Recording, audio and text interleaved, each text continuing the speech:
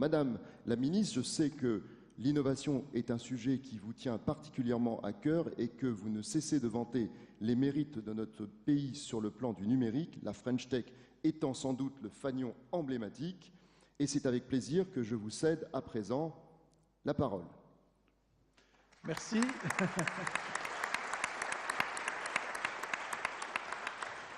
Et je rajouterai ce que n'a pas dit Gérald Karsenty, c'est qu'on a parlé pratiquement du modèle canadien toute la journée.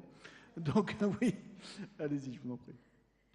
Merci de votre accueil, merci pour ces propos.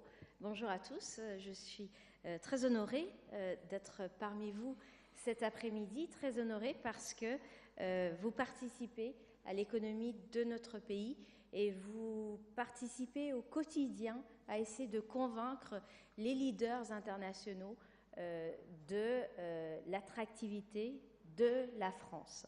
Je crois que le gouvernement a montré et a l'intention de continuer à démontrer son engagement à vos côtés.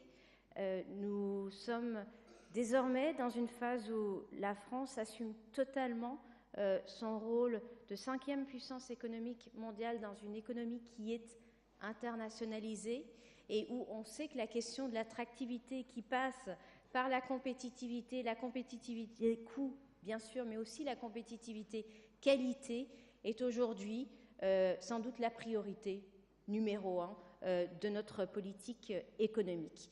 Compétitivité, qualité, parlons-en puisque c'est le sujet de cette table ronde qu'on pourrait résumer en un mot, l'innovation. Effectivement, l'innovation, c'est, je crois, un atout, une capacité réelle de notre pays avec très certainement des sources d'amélioration possibles et puis c'est surtout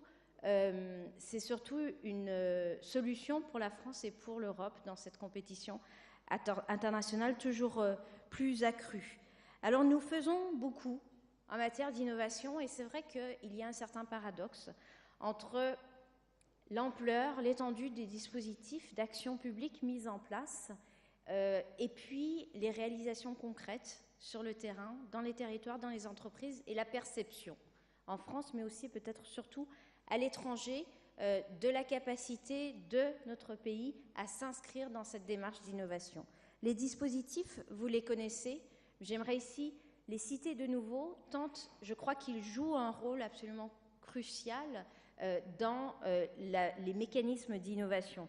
Le crédit d'impôt recherche qui a été étendu au crédit d'impôt innovation et je souhaite, notamment du fait de mon biais numérique, que toute l'innovation non purement technologique soit aussi complètement intégrée dans les politiques publiques en matière d'innovation.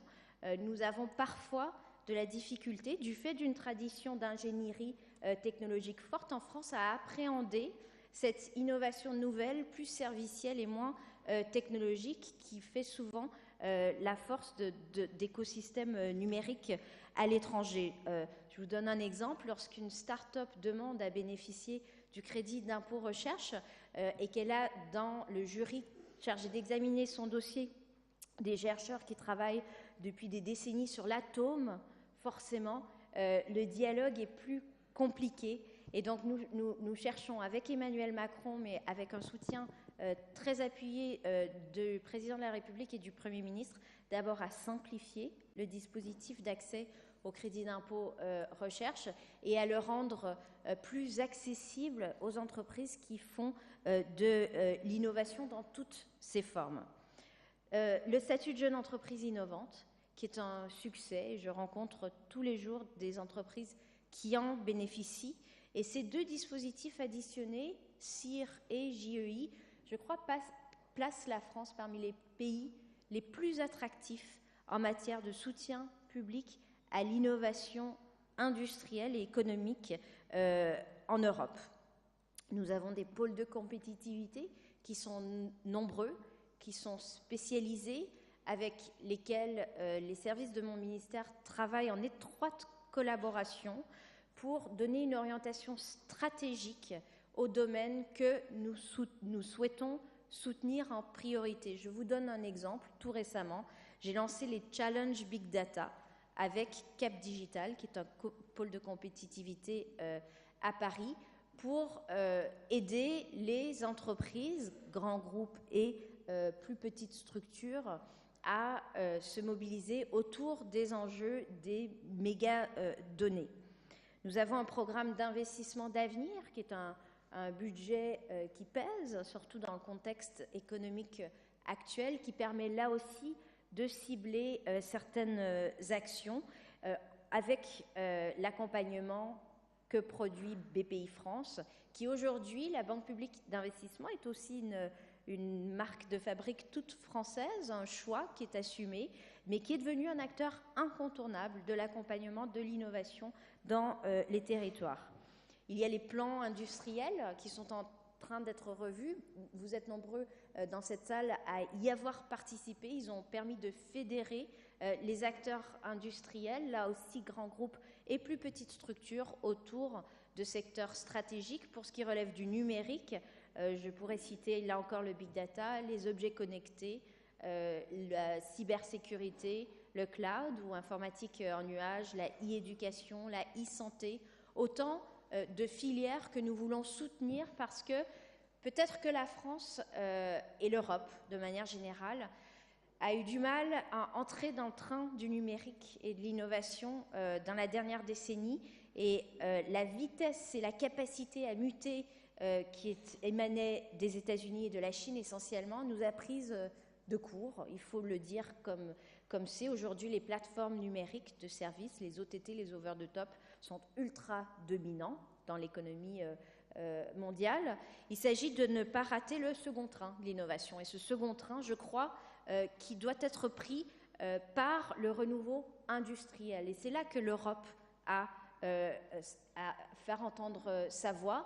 Et c'est là que le couple franco-allemand doit faire entendre sa voix. L'Allemagne a élaboré son programme Industrie 4.0. Ils ont tout à fait compris que ce qui fut leur atout, une industrie traditionnelle forte, doit se transformer notamment par les outils et les équipements numériques pour devenir, pour rester compétitif au niveau international. Avec la France, les 34 plans de la nouvelle France industrielle, je crois que nous pouvons là aussi nous faire entendre. Et puis il y a la French Tech. Qu'est-ce que c'est la French Tech? C'est difficile à expliquer parce que c'est un mouvement, c'est une dynamique qui émane des entrepreneurs. C'est la première fois que l'État accompagne un projet porté d'abord et avant tout par les entrepreneurs, avec le soutien des collectivités locales naturellement, des régions sur le développement économique, des instituts de recherche, des élus locaux, des associations, des grands groupes. Mais la French Tech, ça a permis de réaliser à quel point l'écosystème d'innovation en France existait, mais était peu mobilisé et peu fédéré et peu structuré. L'an 1 de la French Tech, ça a été la labellisation de 9 métropoles, permettant de reconnaître la vitalité d'écosystèmes existants, mais aussi à fort potentiel de développement. L'an 2 de la French Tech, ça sera celui de l'innovation ouverte, pour amplifier cette approche écosystémique. Ce qui fait la force de la Silicon Valley, c'est justement que les startups travaillent avec les grands groupes, travaillent avec les instituts de recherche, avec les universités. C'est ce qu'on appelle un écosystème. Alors, en France, nous avons des écosystèmes et je dois vous dire que depuis mon entrée en fonction, j'ai été surprise par la dynamique que l'on constate dans les territoires. Elle dépasse nos espérances, elle est très réelle, elle est portée par des entrepreneurs, souvent des jeunes, qui croient énormément en leurs projets, qui n'ont comme seule limite celle de l'imagination et des frontières du monde. Et donc, l'État leur dit, vous êtes important pour l'économie française, vous comptez, vous prenez des risques, vous êtes entrepreneur et nous allons vous accompagner. C'est la première fois, je crois, qu'en France, il y a une politique soutenue au plus haut niveau de l'État, directement ciblée sur les femmes et les hommes qui animent les écosystèmes de l'innovation. Alors, nous faisons aussi beaucoup en termes d'attractivité au niveau des ressources humaines. Pourquoi ? Parce que, oui, il y a une attractivité par l'offre, par les produits, par les services qui peuvent être proposés par nos entreprises, mais il faut aussi que notre pays puisse attirer les meilleurs talents. Vous avez peut-être entendu le président de la République lundi, dans son discours sur l'immigration, parler de manière très positive de la nécessité pour la France d'être perçue comme une terre attractive au plan des ressources humaines. Et cette politique ouverte qui contraste avec celle de certains de nos voisins en Europe, qui contraste avec d'autres pays qui affichent un positionnement mais qui ont du mal à le concrétiser dans les faits, eh bien, elle va se traduire notamment par le passeport talent, qui visera en particulier les entrepreneurs, mais aussi par le French Tech Ticket, qui permettra de proposer un guichet administratif unique, de proposer un visa et de proposer une bourse à des entrepreneurs de start-up qui souhaitent s'implanter en France pour y développer leur activité.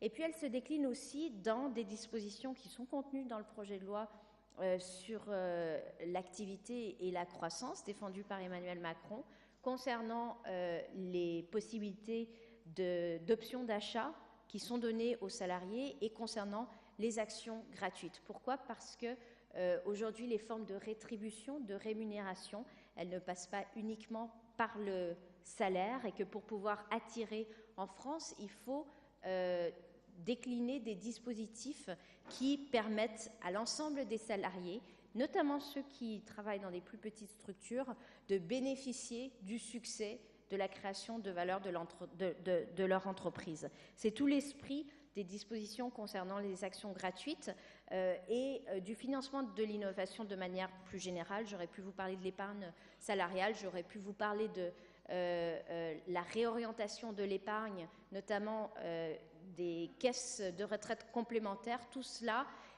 permettant de favoriser le financement de l'innovation. Alors le financement, parlons-en. J'ai entendu que l'accès au financement n'était pas forcément un frein pour nos entreprises, en tout cas pour les startups, qui sont celles que je rencontre le plus souvent dans les écosystèmes numériques, bien que vous représentiez des grands groupes qui n'ont rien à apprendre dans ces domaines lorsque vous travaillez dans l'informatique. Mais pour les startups, il y a, je crois, et je suis obligée de me placer en porte-à-faux, un problème d'accès au financement, pas dans l'early stage, pas dans le pré-amorçage ni l'amorçage, grâce au crowdfunding, au financement collaboratif, grâce à l'action de la PPI, grâce aux amis et à la famille. La phase de pré-amorçage et d'amorçage, elle peut être dépassée. Mais oui, pour soutenir des entreprises qui recherchent 10 millions, qui recherchent 15 millions, qui recherchent 20 millions, c'est plus compliqué en France. C'est plus compliqué parce que nos entreprises, elles ont du mal à se déployer commercialement sur un marché qui devrait être un marché européen, qui demeure un marché fragmenté. Et cette réalité de la fragmentation du marché unique européen, j'imagine que vous la vivez vous aussi tous les jours. Lorsqu'on arrive aux États-Unis, on a 320 millions de consommateurs potentiellement intéressés par nos produits. Donc oui, il y a un problème d'accès au financement, au passage du statut de start-up à celui de scale-up, au passage à l'échelle. Et c'est la raison pour laquelle il faut à tout prix diversifier toute la chaîne de financement. Nous avons fait des avancées sur le corporate venture tout récemment, sur les business angels aussi, la semaine dernière au Sénat, en assouplissant les dispositifs et en les rendant plus attractifs pour celles et ceux qui veulent investir dans l'écosystème d'innovation. Nous avons créé un fonds dédié à la BPI qui permettra d'investir dans les accélérateurs de start-up en appui aux investissements privés. Et puis, moi, je pousse au niveau européen pour qu'il y ait plus de fonds qui se créent à l'échelle pan-européenne. Et puis, il y a un problème d'accès à la commande. Et là aussi, c'est une des forces de la Silicon Valley. Et qu'on comprenne bien, j'ai vécu trop longtemps à l'étranger pour ne pas savoir qu'il faut savoir apprendre des bonnes expériences et des bonnes pratiques à l'étranger. Il y a une grande nuance entre tirer des leçons et en recevoir. Et c'était là le sens des propos que j'ai pu tenir et qui ont pu être compris comme des propos polémiques. On voit la polémique où on a envie de la voir. Mais concernant l'accès à la commande, effectivement, nos entreprises ont plus de mal à accéder à la commande publique non pas du fait d'un environnement réglementaire qui serait trop contraint, en tout cas pour la plupart des secteurs, mais sans doute pour des réticences qui restent culturelles, qui restent psychologiques, liées à la difficulté de prendre des risques et à l'aisance et au confort qu'il y a à travailler avec toujours les mêmes. Donc nous travaillons aussi à encourager les achats publics innovants. Et puis l'accès à la commande privée, et c'est là que vous avez un rôle à jouer pour participer à cet écosystème d'innovation, pour qu'il y ait plus de liens entre les startups, entre les ETI et les grands groupes, afin que la France soit fédérée dans cet écosystème d'innovation.